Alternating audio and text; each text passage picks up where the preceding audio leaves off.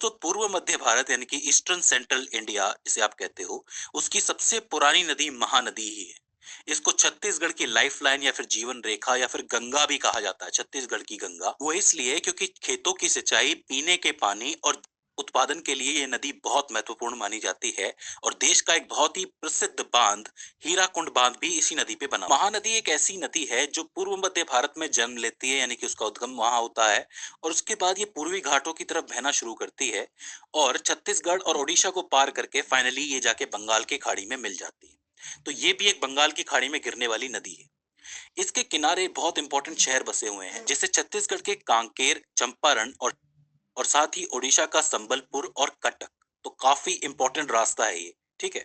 तो अब बात करते हैं इसके उद्गम स्थल की। तो इसका जो उद्गम स्थल है वो छत्तीसगढ़ के धमतरी जिले के अंदर सिहावा पर्वत श्रेणी में एक श्रृंगी ऋषि पर्वत है। वहां पे एक कुंड है, वहीं से ये नदी पैदा होती है। मतलब एक ऐसा कुंड है जहाँ पे बरसात होती रहती है और कहीं से पानी इकट्ठा होता रहता है और वहीं से इस नदी की शुरुआत होती है। गर्मियों के मौसम में इस कुंड का पानी थोड़ा कम पड़ जाता है, लेकिन कभी सूखता नहीं है। तो ये नदी कभी सूखती नहीं है, चलती ही रहती है। उद्गम स्थल के बाद ये नदी धीरे धीरे आगे बढ़ती है, जहाँ पे ये राजिम राजिम के पास आप देख सकते हो रायपुर है। रायपुर से ये थोड़ा आगे जाती है और इस तरीके से ये आगे चल के छत्तीसगढ़ को पार करती है। इसके बाद ये संबलपुर की तरफ जाती है। संबलपुर से ये कटक की तरफ जाती है और आखिर में जाके बे ऑफ बंगाल में चली जाती है। अब हमारा काम ये है कि इस पे बने हुए जरूरी बांध देखना और साथ ही इसकी सहायक नदियां देखना, क्योंकि वही पूछी जाती है। तो देखो, सबसे पहले हम लोग बात कर लेते हैं बांधों की कि इसके ऊपर कौन से इंपॉर्टेंट बांध बने हुए हैं। तो इस पे तीन इंपॉर्टेंट बांध बने हुए हैं, जिसमें से दो तो सबसे पहले ही आ जाते हैं। जहां से नदी की शुरुआत होती है उससे थोड़ा सा आगे गंगरेड बांध नाम का एक बांध है, जो कि काफी इंपॉर्टेंट है। और उससे थोड़ा आगे चल के रुद्री बांध है, जो कि रुद्री नाम की जगह के पास है। ये दोनों ही बांध सिंचाई के लिए बहुत इंपॉर्टेंट है और साथ ही आगे चल के विद्युत उत्पादन में भी ये काम आते हैं। तो दो बांध तो आगे ही हो जाते हैं।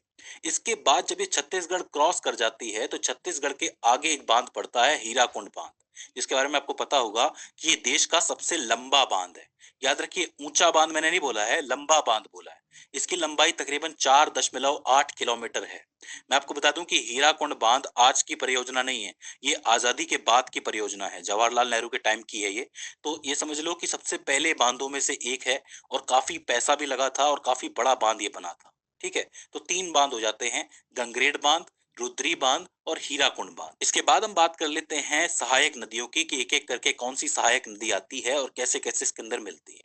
देखिए, नदी जब शुरू होती है तो इसमें सबसे पहले जो सहायक नदी मिलती है वो राइट साइड से आती है। क्योंकि नदी इस डायरेक्शन में जा रही है तो हमारे लिए ये हिस्सा राइट है और ऊपर वाला हिस्सा जो है वो लेफ्ट है।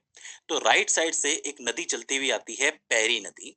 और पैरी के साथ साथ ही कहीं दूर से एक नदी चलती आती है, सौंदूर नदी।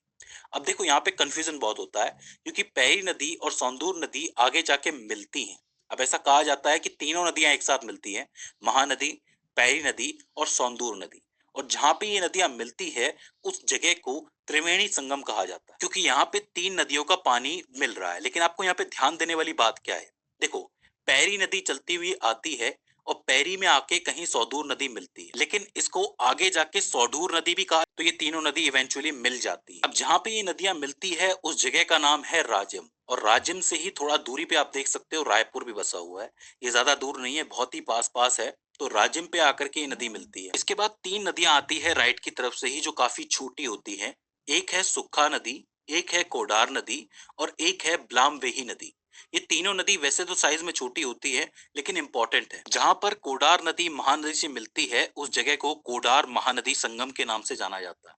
कई लोग इसको कोडर नदी के नाम से भी जानते हैं, कई लोग इसको कोडार नदी के नाम से भी जानते हैं। तो इसमें आपको कंफ्यूज नहीं होना है। तो पहले हो जाती है पैरी और सोडूर। इसके बाद तीन नदियां आती है, सुक्खा, कोडर और ब्लामबेही। ठीक है। इसके बाद ऊपर की तरफ से यानी कि लेफ्ट की तरफ से एक नदी आती है जिसका नाम है शिवनाथ नदी, जो कि छत्तीसगढ़ में 290 किलोमीटर तक बहती है और आके शिवरी नारायण के पास महानदी से मिल जाती है। मैं आपको बता दूं कि शिवनाथ नदी महानदी की सबसे लंबी सहायक नदी है। इस चीज को आपको याद रखना है कि सबसे लंबी सहायक नदी कौन सी है? शिवनाथ नदी है।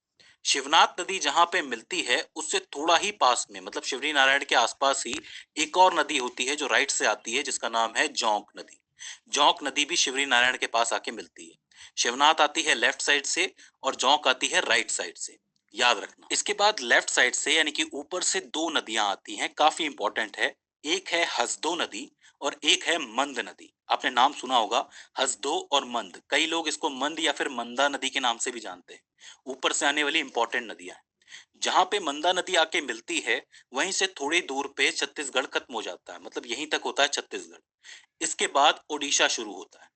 ओडिशा में जब आप एंटर करते हो तो थोड़ा दूर चलने पर आपको हीराकुंड बांध मिलता है, जैसा कि मैंने आपको बताया था। और उस हीराकुंड बांध में एक नदी आके मिलती है ऊपर से ही, वो है इब नदी। याद रखना, इब नदी काफी इंपॉर्टेंट नदी है। हीराकुंड बांध के थोड़ा आगे एक इंपॉर्टेंट शहर पड़ता है उड़ीसा का, वो है संबलपुर। संबलपुर काफी जरूरी शहर है उड़ीसा के लिए, तो इसको भी आपको याद रखना है। संबलपुर के पास ही एक नदी नीचे से यानी कि राइट साइड से आती है, जिसका नाम है ओंग नदी। ठीक है। और थोड़ा सा दूर अगर आप चलोगे तो एक नदी और आती है जिसका नाम है तेल नदी। तो ये सारी वो इंपॉर्टेंट नदियां हैं जो सहायक नदियां हैं। नीचे वाली कौन कौन सी है? पैरी हो गई, सौडूर हो गई, सुक्खा हो गई, कोडर हो गई, ब्लामवेही हो गई। नीचे आओगे तो ओंग नदी हो गई और उसके पास तेल नदी हो गई। तो ये तो नीचे की तरफ से आने वाली यानी राइट साइड से आने वाली नदियां हो गई। लेफ्ट साइड वाली कौन कौन सी है? लेफ्ट साइड में एक तो शिवनाथ है, हासदो है, मंद है, इब है। याद रखना, चार इंपॉर्टेंट नदियां हैं, शिवनाथ, हासदो, मंद और इब। ठीक है। जब ये नदी थोड़ा आगे जाती है तो ये कटक पहुंचती है। कटक एक इंपॉर्टेंट शहर है और कटक के बाद से ये नदी थोड़ी सी धाराओं में बढ़ जाती है यानी कि डेल्टा में बढ़ जाती है। इसकी एक धारा इस तरफ बढ़ती है, कहीं यहाँ आके बढ़ती है, और यहीं पे है ओडिशा का फेमस शहर पुरी। पुरी में आपको पता होगा जगन्नाथ यात्रा निकलती है, बहुत फेमस है ये जगह। तो इसे आपको याद रखना है। इस डेल्टा के बाद ये जो नदी है कहाँ जाके मिलती है? बंगाल की खाड़ी में मिलती है। तो दोस्तों ये हो जाता है महानदी का रास्ता। इसमें तीन इंपॉर्टेंट बांध मैंने आपको बता दिए हैं और सारी सहायक नदियां आपको बता दी है और शहर भी आपको बता दिए कौन कौन से इंपॉर्टेंट शहर हैं। तो इसे आपको याद रखना है।